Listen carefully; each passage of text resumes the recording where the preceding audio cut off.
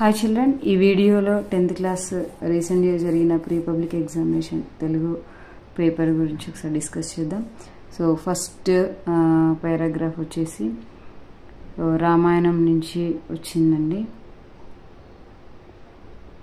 యుద్ధకాండం నుంచి ఈ పారాగ్రాఫ్ ఇవ్వడం జరిగింది.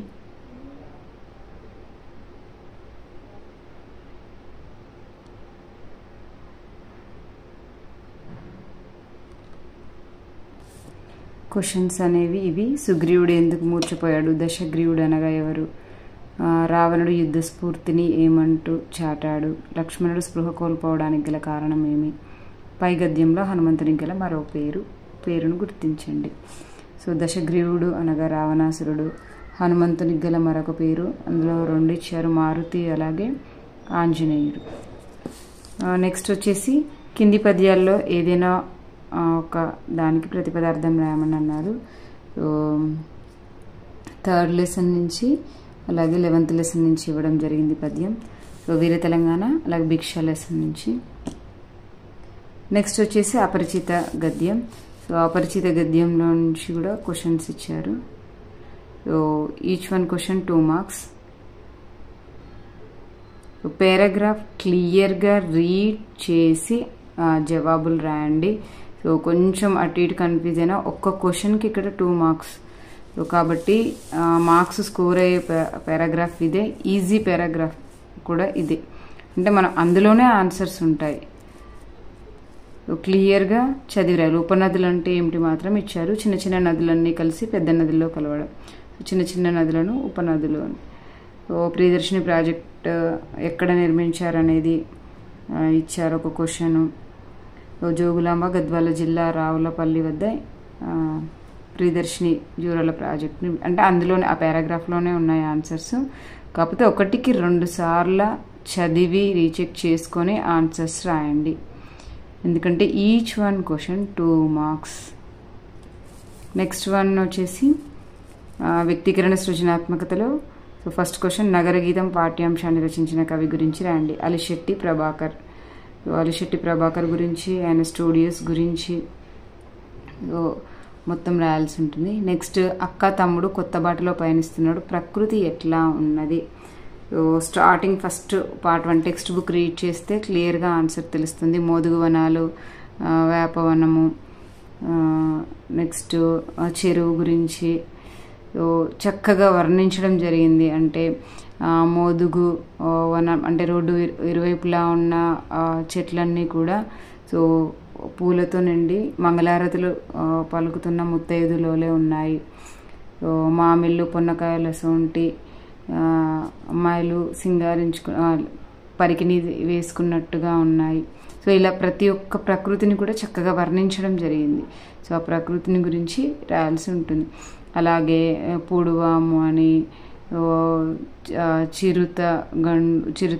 చిరుత గురించి, ఎలుగుబంటి గురించి, అలా మొత్తం ఏ జంతువులు కనపడ్డాయి, సో అవన్నీ కూడా మొత్తం రాయాల్సి ఉంటుంది షార్ట్ ఫామ్ చేసి. నెక్స్ట్, శతకమధురిమ పాఠం ఆధారంగా నరరూప రాక్షసులు ఏ విధంగా ఉంటారో తెలపండి. సో లంచాలకు వెలబెంచువారు, వాయువర్సలు చూడనటువంటి వారు, తల్లిదండ్రులను ఇంట్ల నుంచి గెంటేసేవారు. సో ఇవన్నీ కూడా రాయాల్సి ఉంటుంది. నరరూప రాక్షసులు అంటే మనిషి రూపంలో ఉన్నటువంటి రాక్షసులు, అంటే నరుడి రూపంలో ఉన్నటువంటి రాక్షసులు. నెక్స్ట్, తెలంగాణ ప్రజలు కష్టించే గుణం గలవారనే మాటను సమర్థిస్తూ రాయండి. అవును, కష్టించే గుణం కలవారు. వాళ్ళు దేనికోసమైనా కష్టపడుతూ ఉంటారు. ఏదైనా అనుకున్నారు అంటే ఆ పని పూర్తయ్యే వరకు. మెయిన్ వచ్చేసరికి ఉద్యమంలో పాల్గొనేటప్పుడు అయితే వాళ్ళ కోసం కాకుండా సమాజం కోసం, అలాగే స్వతంత్రం రావాలన్న దానికోసం కూడా కష్టపడతారు అనేసి. సో వాళ్ళ గురించి అలా ప్రజల కష్టం గురించి రాయాల్సి ఉంటుంది. నెక్స్ట్, దానశీలం పాఠం ఆధారంగా బలిచక్రవర్తి యొక్క దాన గుణాన్ని రాయండి. సో ఫస్ట్ లెసన్, సో ఆయనను శుక్రాచార్యుడు వద్దని వారించినా కూడా దానం చేయడము, సో అవన్నీ రాయాల్సి ఉంటుంది.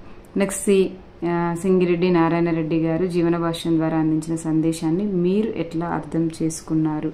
సో ప్రతి ఒక్క గజల్ గురించి, దాని భావం గురించి, అది మీరు ఎలా అర్థం చేసుకున్నారు అనే దాని గురించి రాయాలి. మబ్బుకు మనసే కరిగితే అది వర్షం రూపంలో వస్తుంది. సో అలాగే మనసుకు బాధ కలిగితే కన్నీరుగా వస్తుంది అని. సో మనం ఏదైనా పనిలో ముందుకు వెళ్ళాలి అంటే ఎంతోమంది మనకు ఆటంకం కలిగిస్తూ ఉంటారనేసి అవన్నీ పట్టించుకోకుండా ముందుకు వెళ్ళాలి అని. 10 మంది కలిస్తే ఒక ఊరవుతుంది అని. సో బీడుపడిన భూములను అది ఎందుకు పనికిరాదని వదిలేయకుండా దాన్ని దున్ని సారవంతం చేస్తే సో మంచి పంటలు పండించవచ్చని. సో ఇలా అలాగే ఒక స్టూడెంట్కి ఏ విధంగా, ఒక విద్యార్థికి ఏ విధంగా అది తెలుస్తుంది అంటే మాకు ఏది రాదు, మేము చదవలేము, కష్టంగా ఉంది అని అనుకోకుండా కష్టపడి చదివితే సో ముందు విజయం సాధించవచ్చు అనేసి చెప్పడం. అలాగే మనకు ఏ కష్టాలు రావు, ఇక ఏ ఇబ్బందులు లేవు అనేసి అనుకోవడం తగదని. విధి ఎప్పుడు ఎలా ఉంటుందో, ఏ రూపంలో కష్టం తీసుకొస్తుందో తెలియదు అని చెప్పారు. దానికి ఉదాహరణగా సో హిమాలయ శిఖరాలు అంత ఎత్తున ఉన్నా కూడా సూర్యుని వేడికి నీరులాగా మారిపోతూ ఉంటాయని. అలాగే మనం ఎవరికి ఎంత సంపాదించాము ఏంటి, ఎన్ని పురస్కారాలు ఎన్ని బిరుదులు వచ్చాయని కాదు, సో మనం చేసిన త్యాగం ఎప్పటికీ శాశ్వతంగా నిలిచిపోతుంది అనేసి సినేరా గారు చెప్పడం జరిగింది.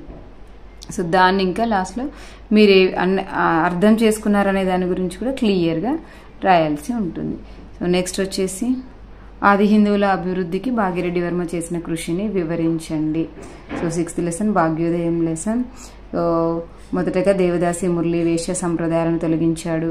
సో వాళ్లకు చదువు ఒక్కటే పరిష్కారం అనేసి చెప్పడం జరిగింది. ప్రతి ఒక్కరిని చదువుకోవాలని ప్రోత్సహించడం జరిగింది. మూఢనమ్మకాలను తొలగించాలనేసి నాటకాలు కూడా ప్రదర్శిస్తూ ఉండేవాడు. వాళ్ళలో తాగుడును మాన్పించాడు.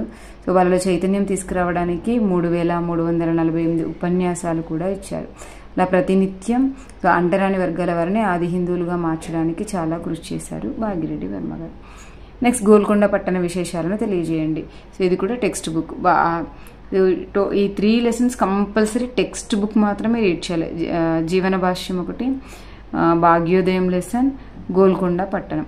సో మిగతావి టెక్స్ట్ బుక్స్ రీడ్ చేయదాని కాదు, కానీ సో ఎక్కువ ఆన్సర్స్ మొత్తం అంటే మీరు ఎందులో చూసినా క్లాస్ వర్క్ కానీ లేదంటే వేరే ఏమైనా గైడ్స్ కానీ చూసిన దానికంటే టెక్స్ట్ బుక్ రీడ్ చేస్తేనే ఎక్కువ మార్క్స్ స్కోరింగ్ అనేది ఉంటుంది.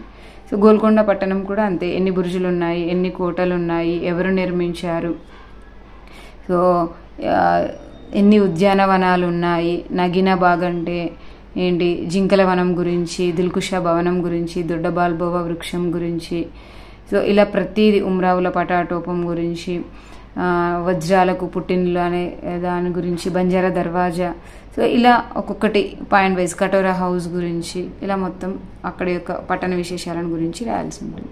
నెక్స్ట్ రామాయణం ఆధారంగా శ్రీరాముని గుణ విశేషాలు రాయండి. శ్రీరాముని యొక్క గుణగణాలను తెలుపుతూ సో పితృవాక్య పరిపాలకుడు, ఏక పత్ని వ్రతుడు, సో అన్నదమ్ములపై ఆప్యాయత అనురాగం కలిగినటువంటి వాడు, సో అన్ని ప్రజలను కన్నబిడ్డల్లాగా చూస్తూ పాలించేవాడు. ఇలా అన్ని గుణ విశేషాలు రాస్తూ కొన్ని సంఘటనలను కూడా రాస్తే సరిపోతుంది. అంటే ఆ సంఘటనలకు తగ్గట్టు ఆయన యొక్క గుణాన్ని తెలుపుతూ రాస్తే బాగుంటుంది. నెక్స్ట్ రామసేతు నిర్మాణము జరిగిన విధానము వివరించండి. సో అక్కడ అశోకవనంలో, లంకానగరంలోని అశోకవనంలో సీతాదేవిని చూసి వచ్చిన తర్వాత సో శ్రీరాముడు అందరూ కలిసి తిరిగి మళ్ళీ లంకకు వెళ్ళాలి అనుకుంటారు. సో సేతువు నిర్మాణం మొదలెడదామని అనుకుంటారు. సో ఆ సేతువు నిర్మాణ కర్త ఎవరు, ఒక్కొక్కరు ఏ విధంగా సేతువు నిర్మాణంలో సహాయం చేశారు అనే దాని గురించి అక్కడ సో ఆ నిర్మాణం జరిగిన విధానం మొత్తం రాయాల్సి ఉంటుంది. నెక్స్ట్ మాతృభాష గొప్పతనాన్ని తెలిపే నినాదాలు. మాతృభాష యొక్క గొప్పతనాన్ని తెలుపుతూ సో నినాదాలు రాయాలి కంపల్సరీ. ఇవి కూడా 8 to 10 వరకు రాయాల్సి ఉంటుంది. నెక్స్ట్ మెరుగైన సమాజానికి మహిళల అభ్యున్నతి అవసరమని తెలుపుతూ మిత్రునికి లేఖ రాయండి. సో మంచి సమాజానికి మహిళల యొక్క అభ్యున్నతి ఎంతో అవసరం అని తెలుపుతూ లేఖ రాయడం. సో ఈ లేఖలో డేటు, కామా, పులి stop compulsory. Next body of the letter, చివర ఇట్లు, అక్కడ నేమ్ రాసిన తర్వాత కామా, ఇవన్నీ కంపల్సరీ ఉండాలమ్మా. సో ఇది రీసెంట్గా జరిగిన ఫ్రీ ఫైనల్ పేపర్. సో యాక్చువల్గా అందరూ బాగానే రాశారని అనుకుంటున్నా, ఆల్రెడీ ఎగ్జామ్ అయిపోయింది కాబట్టి. బట్ ప్రతి ఒక్కరూ అంటే చేసే మిస్టేక్ ఏంటంటే క్వశ్చన్ క్లియర్గా చదవకుండా రాయడం. క్వశ్చన్ క్లియర్గా చదివి ఆన్సర్స్ రాయండి. ఇక్కడ నరరూప రాక్షసులు అంటే ఏమిటని ఇచ్చారు. నరరూప రాక్షసులు అంటే మనిషి రూపంలో ఉన్న రాక్షసులు అని రాసి వాళ్ళ లక్షణాలు ఎలా ఉంటాయో రాయాలి. సో అక్కడ కొత్త బాట పాఠంలో ప్రకృతి అంటే కూడా సో ఆల్మోస్ట్ ఏం చేస్తారు, రోడ్లు నిర్మించారు, రచ్చబండ వేశారు, రంగనాయుడు వాళ్ళ వంటి వాళ్ళని తొలగి ఇలాంటివి కాకుండా అక్కడ క్లియర్గా క్వశ్చన్ ప్రకృతి ఎట్లా ఉన్నది అంటే అక్క తమ్ముడు బండి మీద వెళ్ళేటప్పుడు సో పక్కనున్న ప్రకృతి ఏ విధంగా ఉన్న దాని గురించి రాయాల్సి ఉంటుంది. అంటే క్వశ్చన్ క్లియర్గా చదివి రాయండి. సో అన్నోన్ పారాగ్రాఫ్ అయినా కూడా వచ్చు ఇందులోనే ఆన్సర్ ఉంటుంది కదా ఏముంది అన్నది కాకుండా సో చదివి ఇదేనా కాదా ఆన్సర్ అని 1కి 2 సార్లు చెక్ చేసుకొని రాయండి. So clear children. సో ఈ వీడియో మీకు నచ్చిందని అనుకుంటున్నాను. సో ఈ వీడియో కనుక నచ్చినట్లయితే లైక్ చేయండి, షేర్ చేయండి. ఎవరైనా కొత్తగా చూస్తున్నట్లయితే సబ్స్క్రైబ్ చేసుకోండి. Thank you.